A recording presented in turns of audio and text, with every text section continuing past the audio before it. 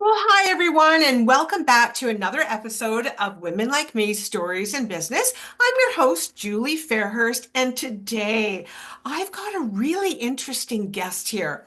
So I'm going to read a little bit about her, and then I'm going to ask her if she could tell us a little bit more about herself. So my guest today is the incredible Tara Rolstad. Did I pronounce your name right? You had a 50-50 shot, Julie. It's Tara, but I answered all of those things. Laura, thank you, thank you. A powerhouse of empathy, expertise, and lived experience.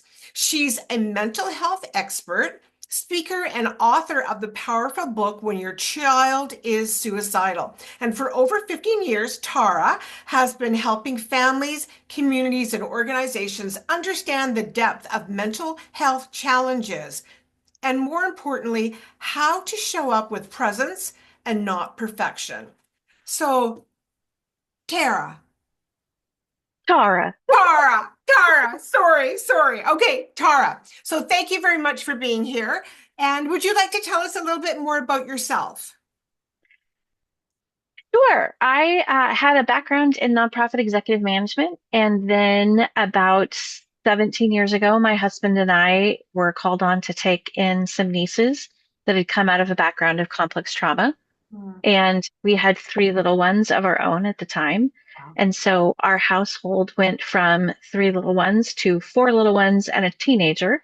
And the girls came to us with pretty severe mental health issues as a consequence of the abuse that they'd experienced. And so we very quickly were immersed unwillingly into the world of mental health issues, mental illness, suicidality, PTSD, and had to learn a lot really quickly.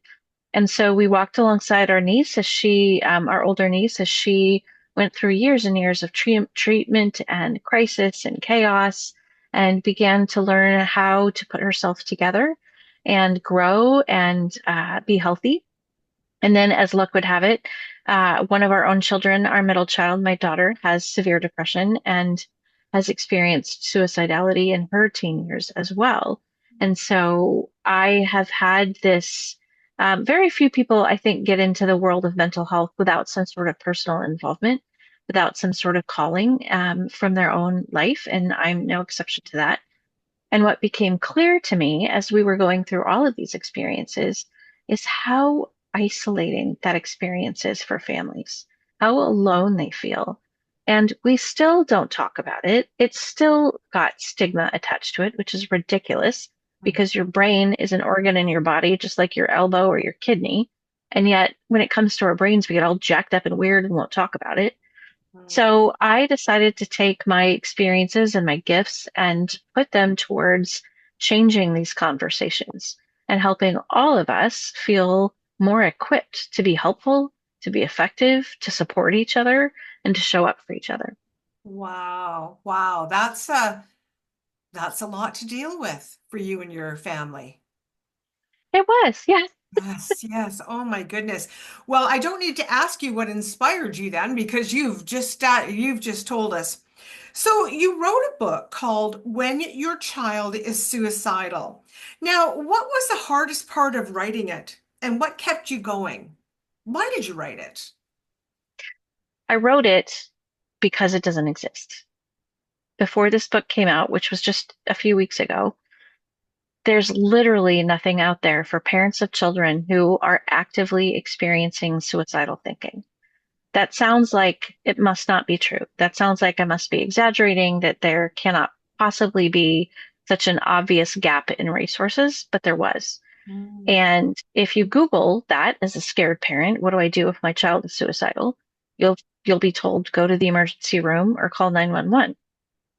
Great, sometimes exactly the right thing to do. But then what do you do? And what yeah. do you do after that? And what do you do the next day? And that's where the gap was. So I wrote it because I was angry that there wasn't anything available for parents because we get so much preparation in other parts of parenting, or at least we have access to it should we choose to have that kind of preparation. And there's nothing when it comes to our kids' mental health. Nothing. And it's a huge part of who they are, of how they grow up. of whether or not they can build relationships and be successful in school and eventually in work.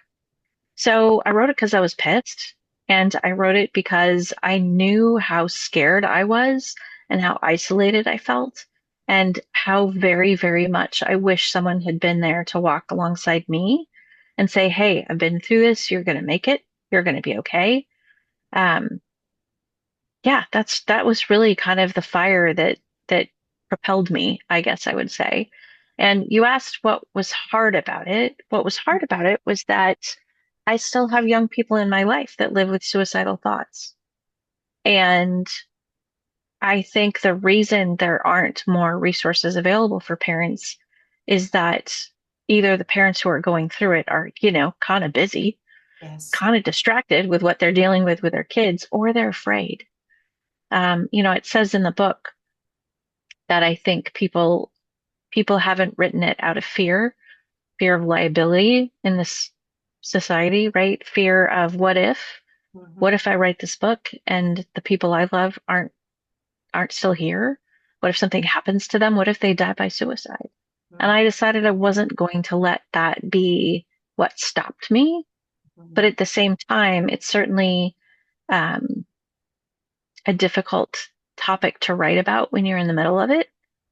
And the book isn't, I think some people anticipate that it's kind of a long sob story, and it's really not. Yeah. It's really much more of your bossy best friend telling you what to pack when you go to the hospital and how to handle it when your mother-in-law says, well, now if you just disciplined them more when they were little, it's much more of that kind of practical, tactical advice. But I do share my story, and that was hard. And the closer it felt at times, the harder it was. Yeah. Well, good for you for seeing a gap and then taking the initiative to fill it. And what an important gap you've filled. And I agree. I think you're right because we can go to the hospital or the doctors and get medication or whatever it is that we need to do, but nobody's telling us what we do in the morning when we wake up again, or that next day, or the day at school, or whatever happens along the way. Wow, no, I applaud you. Good for you. That's so, so important. So, can I ask you, what would be the early warning signs that someone might see a child or a teen struggling with suicide thoughts that possibly would go unnoticed? A lot of them are the same symptoms of depression, withdrawal, isolation, not participating or enjoying the same things that they used to do, pulling away from their friends, grades suddenly plummeting, sleeping more than usual or not sleeping at all. Those are all pretty common signs. But what I would say is that if you're at all concerned, just ask your child. We're so afraid as parents, like I don't think my child even knows what suicide is. I don't want to talk to them about that. That's scary. Well, guess what? Their friends are talking to them about it at school. They know what it is. Yes, yeah. And what what is so important for us to learn when it comes to suicide prevention is that asking somebody if they've thought about hurting themselves or thought about killing themselves does not make them more suicidal. It absolutely does not. What it does is it says, hey, I'm a safe person. I can handle this hard conversation, and it's okay to talk to me about it. And our kids need to know that from us. In fact, I just posted something the other day about what I wish we told all of our fifth and sixth graders. Like before it was ever a concern, right? We tell our kids how to do basic first aid. We teach them how to cross the street. We teach them how to be careful around strangers. And we need to teach our kids, hey, you know what? I just want you to know that as you get older, sometimes people get so depressed or so frustrated with life, or they feel so hopeless that sometimes they think about killing themselves. And that's okay. Those are not bad feelings. It doesn't mean you're a bad person. Doesn't mean there's something wrong with you, but it does mean you probably need some extra help, and we'll get you that help because you don't have to feel that way. Yeah. How different would it be if we all had those conversations with our kids early And often, because you know how it is with kids, you got to tell them something Yeah, over and over and over again. that's You true. got to tell them something often enough that they're rolling their eyes at you, like, Mom, I know, we've talked about this, Yes. right? Yeah. If we all had that level of comfort in talking to our kids, I think we'd have a lot more of those conversations earlier. They'd feel like they could talk to us and we'd find out sooner and be able to get them help sooner. Is that so important? The sooner people get help for mental health issues, whether they're kids or adults, the sooner they get help, the faster they'll get better. Yes. And unfortunately, the longer it takes a person to get help, the longer it can take them to get better. And sometimes they can't get the same amount of improvement because they've waited so long. Why do you think it is that we as parents have like what is it about us that causes us to not want to bring up that conversation? Or why do we make it as parents such so hard? Well, I think first of all, we didn't have those conversations as kids. My parents certainly never talked to me about that. Right. We didn't Exactly. we didn't talk about mental health issues when I was a kid. Yeah. And so I think that's part of it. We're just not used to thinking about, oh, this is something else I need to add to the parenting list. Um, I also think that our capacity as parents for denial is tremendous. Mm, And we would much rather think that what we're worried about is a phase, or maybe it's normal development, or mhm. maybe they're just trying to get attention. Yeah. Yeah. Yeah. We really need to talk to our kids. We really need to dial in with them and let them know they can tell us anything. And then we need to say, look, if you ever want to talk to me about to somebody and you don't want to talk to me, who else would you talk to? Help your kids come up with three other people they'd go to if they don't want to talk to you. That way, they've got a support system built around them before they need it. That's great because and you're giving them some control. Yes, absolutely. Yeah, which I'm sure that if they're in that state of mind, they need a sense of control as well. That's Yeah, good point. definitely great advice for sure. Let me ask you about someone who's supporting someone with mental health challenges. How do we take care of ourselves?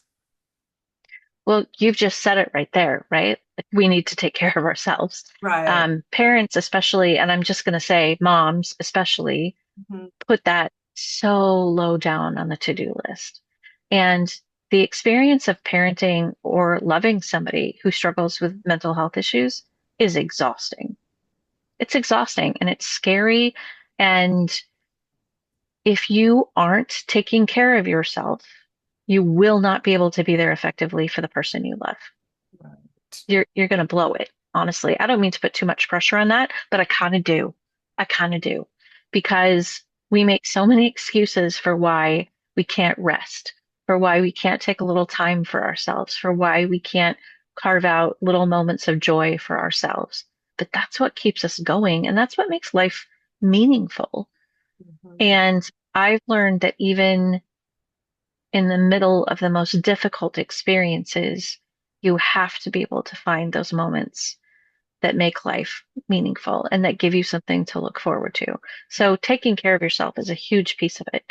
The other piece of it is acknowledging your own emotions, Yeah. acknowledging the weight of what you're dealing with.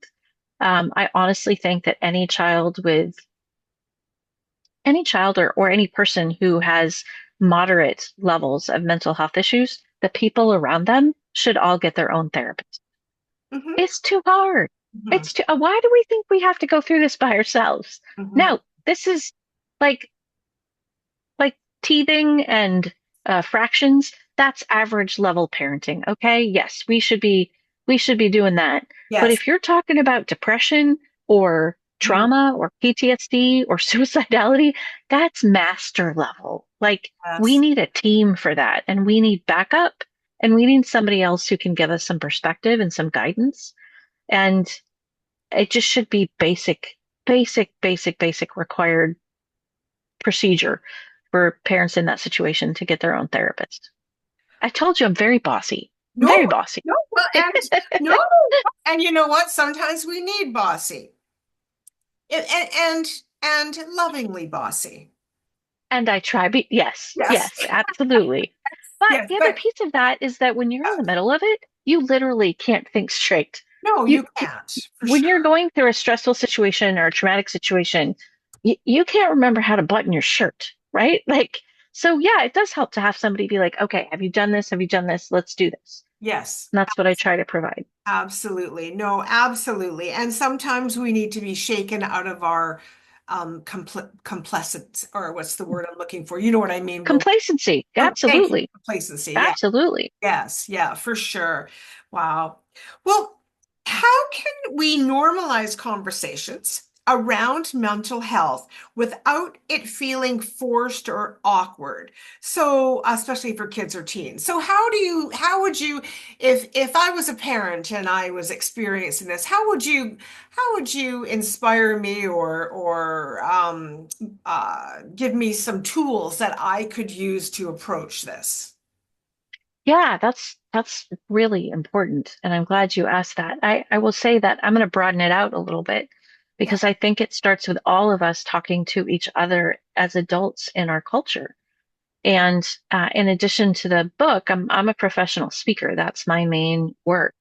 And I speak to corporations and associations about how do we do exactly that? How do we create a culture that effectively supports mental health? And how do we do it without being weird, right? right. So first of all, it's understanding that 1 in 5 of us will struggle with a mental health issue every year. 1 in 4 of us over a lifetime. I mean, it's huge numbers. And I had my husband do the math on this because I'm a speaker, not a mathematician. But that means that 67% of us Mhm. know someone close to us who will struggle with a mental health issue this year. And Yes. so, first of all, it's just acknowledging it's incredibly common. It's a very common part of the human experience. And then it's it's doing things like, okay, when we have a coworker or a neighbor that has a baby, we know what to do. Yes. We bring meals. Yes. We get those casseroles going. We bring Yes. gifts. We Yes. check in with them. We say, hey, do you need me to pick up the mail? I'm going to Costco. What can I grab for you? Guess what?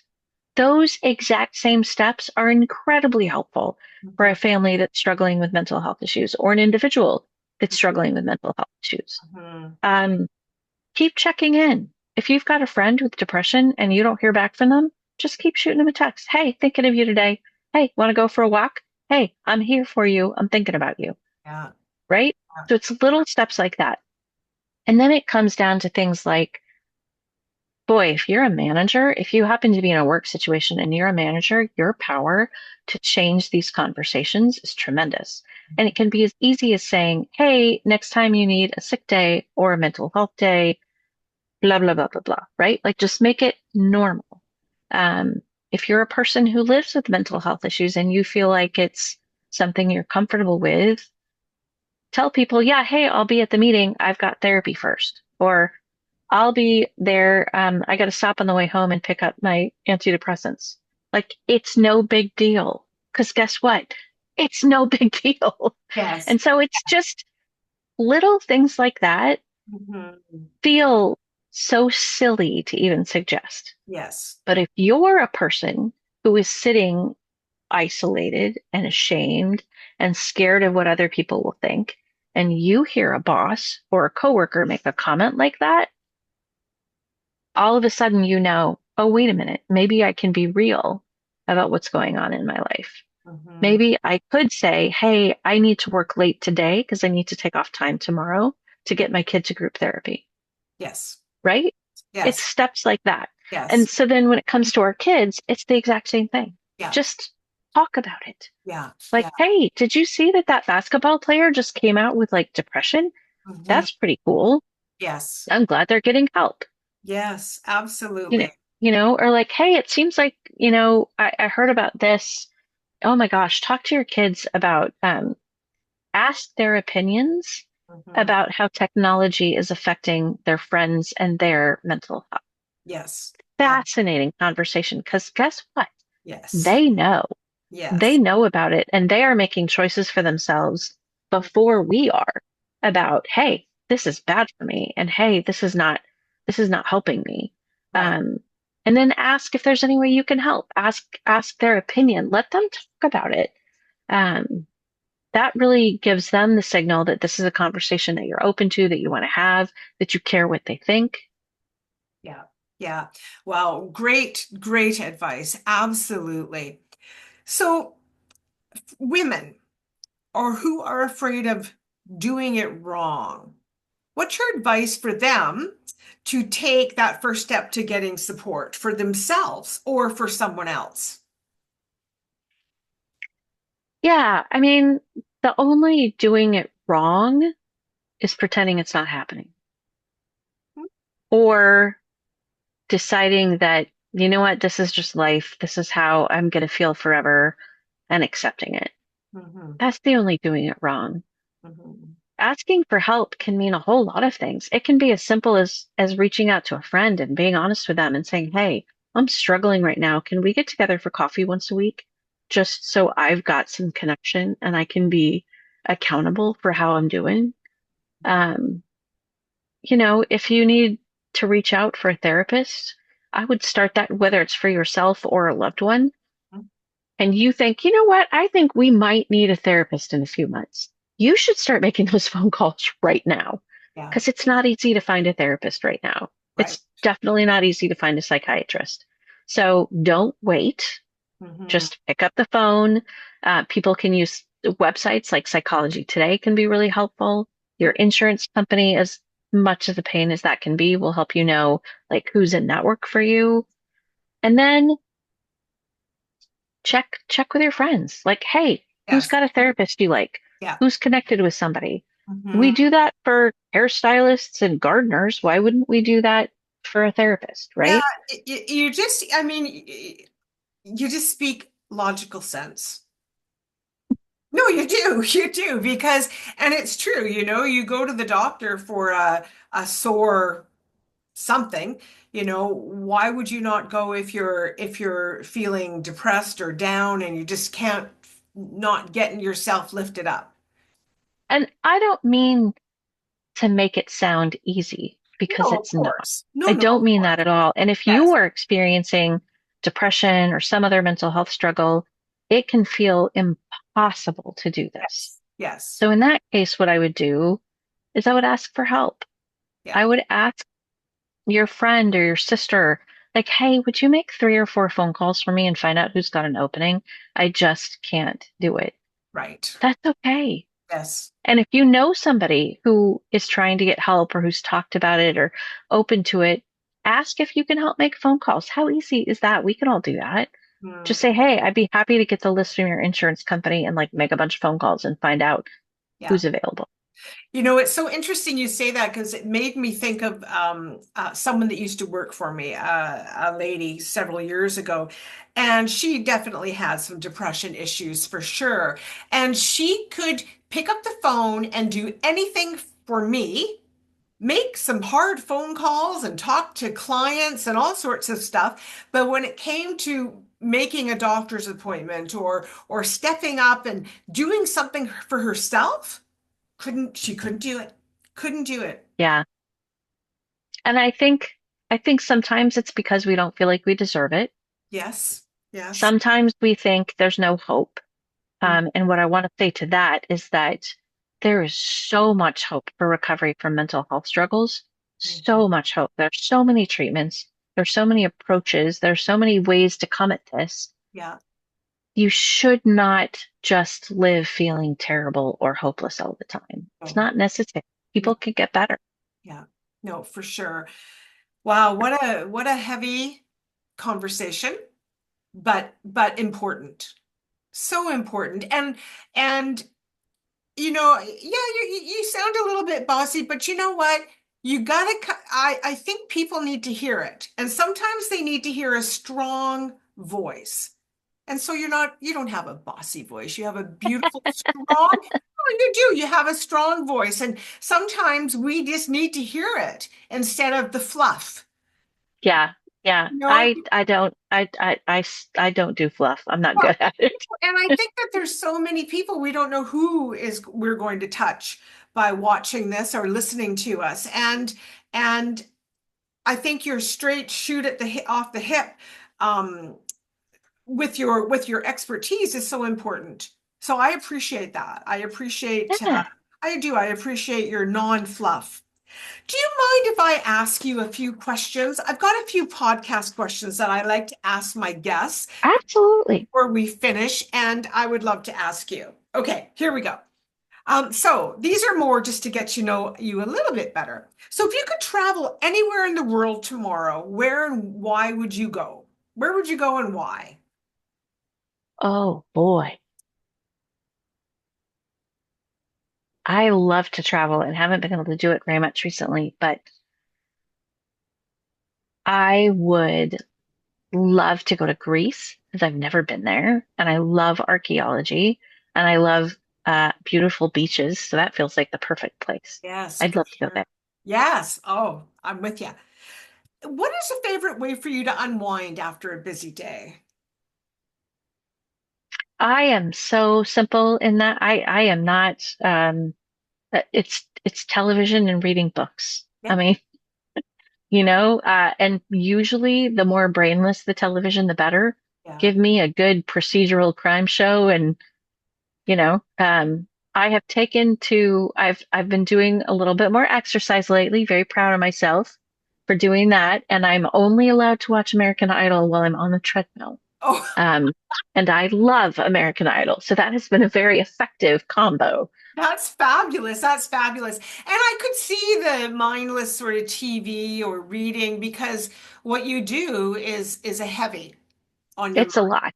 It's a It's a lot. lot. And you need to just be able to let your mind uh yeah, relax for sure. But I love that about the American or yeah, American Idol and the treadmill.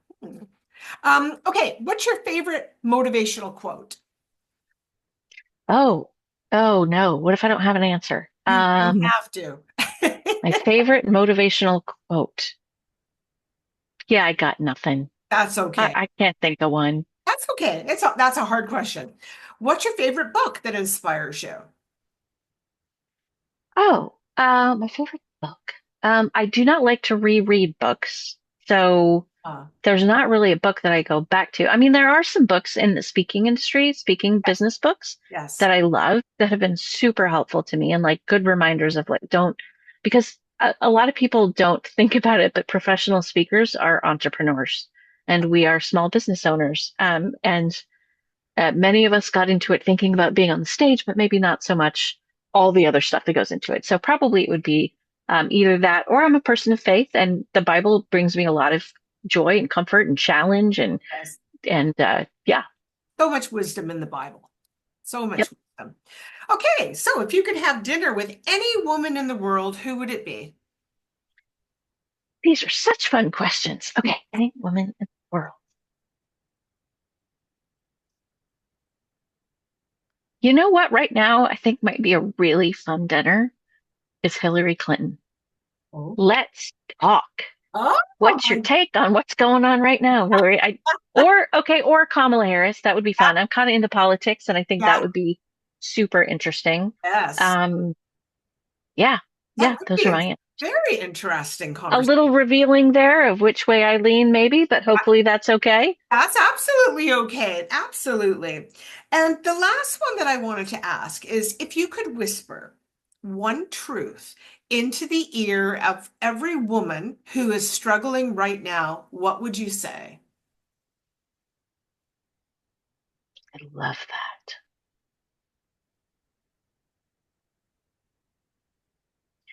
You are worthy of feeling well and feeling strong and feeling confident, not because of what you do, not because you're a parent or not a parent, just simply because you deserve it.